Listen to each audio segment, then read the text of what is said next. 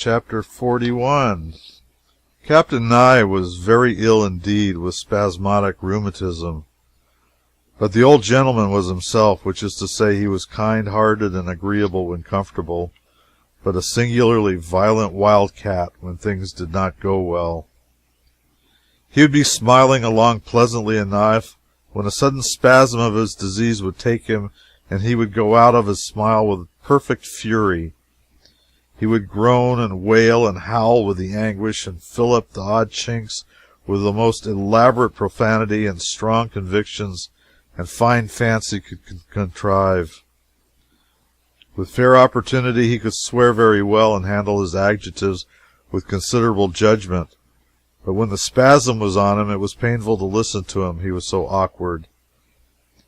However, I had seen him nurse a sick man himself and put up patiently with the inconveniences of the situation, and consequently I was willing that he should have full license now, and that his own turn had come.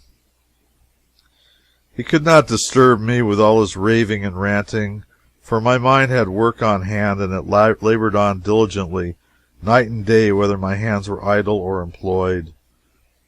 I was altering and amending the plans for my house, and thinking over the propriety of having the billiard room in the attic instead of on the same floor with the dining room. Also, I was trying to decide between the green and blue for the upholstery of the drawing room, for although my preference was blue, I feared it was a color that would be too easily damaged by dust and sunlight. Likewise, while I was content to put the coachman in a modest livery, I was uncertain about a footman. I needed one, and was resolved to have one, but wished he could properly appear and perform his functions out of livery, for I somewhat dreaded so much show. And yet, inasmuch as my late grandfather had had a coachman and such things, but no liveries, I felt rather drawn to beat him, or beat his ghost at any rate. I was also systematizing the European trip, and managed to get it all laid out as to route and length of time to be devoted to it. Everything with one exception, namely whether to cross the desert from Cairo to Jerusalem per camel, or go by sea to Beirut and thence down to the country per caravan. Meantime, I was writing to my friends at home every day, instructing them concerning all my plans and intentions, and directing them to look up a handsome homestead for my mother, and agree upon a price for it coming against my coming and going, and also directing them to sell my share of the Tennessee land and tender the proceeds to the Widows and Orphans Fund of the Typographical Union, of which I had long been a member in good standing. This Tennessee land had been in the possession of the family many years, and promised to confer high fortune upon us some day. It still promises it, but in a less violent way.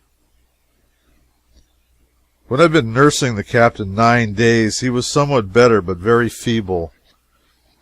During the afternoon we lifted him into a chair and gave him an alcoholic vapor bath, and then set him about putting him in bed again. We had to be exceedingly careful, for the least jar produced pain. Gardner had his shoulders and I his legs, and in an unfortunate moment I stumbled, and the patient fell heavily on the bed in an agony of torture. I never heard a man swear so in my life.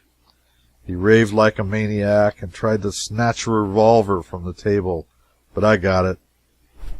He ordered me out of the house, and swore a world of oaths that he would kill me whenever he caught me when he got on his feet again. I was simply a passing fury and meant nothing. I knew he would forget it in an hour, and maybe be sorry for it, too, but it angered me a little at the moment. So much so, indeed, that I determined to go back to Esmeralda. I thought he was able to get along now, alone, since he was on the warpath. I took supper, and as soon as the moon rose, began my 9-mile journey on foot. Even millionaires needed no horses in those days for a mere 9-mile jaunt without baggage. As I raised the hill overlooking the town, it lacked 15 minutes to 12. I glanced at the hill over beyond the canyon, and in the bright moonlight saw what appeared to be about half the population of the village massed on and around the wide west croppings. My heart gave an exulting bound, and I said to myself, they have made a new strike tonight, and struck it richer than ever, no doubt. I started over there, but gave it up. I said the strike would keep, and I had climbed hill enough for one night. I went on down through the town, and as I was passing a little German bakery, a woman ran out and begged me to come in and help her. She said her husband had a fit. I went in and judged she was right. He appeared to have 100 of them compressed into one. 2 Germans were there trying to hold him and not making much of a success of it. I ran up the street half a block or so and routed out a sleeping doctor. Brought him down half-dressed, and we 4 wrestled with the maniac and doctored and drenched and bled him for more than an hour, and the poor German woman did the crying. He grew quiet now, and the doctor and I withdrew and left him to his friends. It was a little after 1 o'clock. As I entered the cabin door, tired but jolly, the dingy light of a tallow candle revealed Higbie, sitting by the pine table, gazing stupidly at my note, which he held in his fingers, and looking pale, old, and haggard. I halted and looked at him. He looked at me stolidly and said, Higbie, what is it? We're ruined. We didn't do the work. The blind lead's relocated. It was enough. I sat down sick, grieved, broken-hearted indeed. A minute before I was rich and brimful of vanity. I was a pauper now, and very meek. We sat still an hour, busy with thought, busy with vain and useless self-upbraidings, busy with why didn't I do this, why didn't I do that, but neither spoke a word. Then we dropped into mutual explanations, and the mystery was cleared away. It came out that Higbie had depended on me as I had depended on him, and both of us had on the foreman. The folly of it. It was the first time that ever staid and steadfast Higbie had left an important matter to chance or failed to be true to his share of a responsibility. But he had never seen my note till this moment, and this moment was the first time he had been in the cabin since the day he had last seen me. He also had a note left for me on that same fatal afternoon, had ridden up on horseback, looked through the window, and being in a hurry and not seeing me, had tossed the note into the cabin through a broken pane. Here it was on the floor, where it had remained undisturbed for 9 days.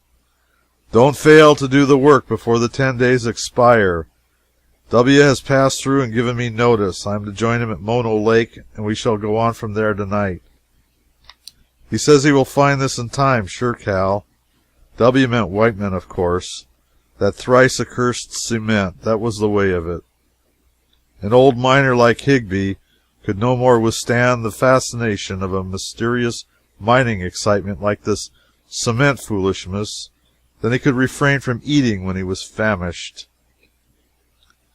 Higbie had been dreaming about the marvelous cement for months, and now, against his better judgment, he had gone off and taken the chances on my keeping a secure mine worth $1 million, undiscovered cement veins. They had not been followed this time. His riding out of town in broad daylight was such a commonplace thing to do that it had not attracted any attention. He said they prosecuted their search in the fastnesses of the mountain during 9 days without success. They could not find the cement. Then a ghastly fear came over him that something might have happened to prevent the doing of necessary work to hold the blind lead, though indeed he had thought such a thing hardly possible, and forthwith he started home with all speed. He would have reached Esmeralda in time, but his horse broke down, and he had to walk a great part of the distance. And so it happened that as he came into Esmeralda by one road, I entered by another. His was a superior energy, however, for he went straight to the wide west instead of turning aside as I had done, and he arrived there about 5 or 10 minutes too late. The notice was already up, the relocation of our mine completed beyond recall, and the crowd rapidly dispersing. We learned some facts before we left the ground. The foreman had not been seen about the streets since the night we had located the mine. A telegram had called him to California on a matter of life and death, it was said. At any rate, he had done no work, and the watchful eyes of the community were taking note of the fact. At midnight of the woeful 10th day, the ledge would be relocatable, and by 11 o'clock the hill was black with men prepared to do the relocating. That was the crowd I had seen when I'd fancied a new strike had been made. Idiot that I was. We three had the same right to relocate the lead at other people, provided we were quick enough. As midnight was announced, 14 men, duly armed and ready to back their proceedings, put up their notice and proclaimed their ownership of the blind lead under the new name of the Johnson. But A.D. Allen, our partner, the foreman, put in a sudden appearance about that time with a cocked revolver in his hand, and said his name must be added to the list or he would thin out the Johnson Company some. He was a manly, splendid, determined fellow, and known to be as good as his word, and therefore a compromise was effected. They put in his name for 100 feet, reserving to themselves the customary 200 feet each. Such was the history of the night's events, as Higbie gathered from a friend on the way home. Higbie and I cleared out on the new mining excitement the next morning, glad to get away from the scene of our sufferings, and after a month or two of hardship and disappointment, returned to Esmeralda once more. Then we learned that the Wide West and the Johnson Companies had consolidated, that the stock thus united comprised 5,000 feet or shares, that the foreman, apprehending tiresome litigation and considering such a huge concern unwieldy, had sold his 100 feet for $90,000 in gold and gone home to the States to enjoy it. If the stock was worth such a gallant figure, with 5,000 shares in the corporation, it makes me dizzy to think what it would have been worth with our original 600 in it.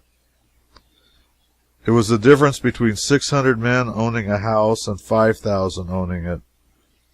We would have been millionaires if we'd only worked with pick and spade one little day on our property, and so secured our ownership. It reads like a wild, fancy sketch, but the evidence of many witnesses, and likewise that of official records of Esmeralda District, is easily obtainable in proof that it is a true history. I can always have to say that I was absolutely and unquestionably worth $1 million once, for 10 days. A year ago, my esteemed and in every way estimable old millionaire partner wrote me from an obscure little mining camp in California that after 9 or 10 years of buffetings and hard striving, he was at last in a position where he could command $2,500, and said he meant to go into the fruit business in a modest way. How such a thought would have insulted him the day we lay in our cabin planning European trips and brownstone houses on Russian Hill.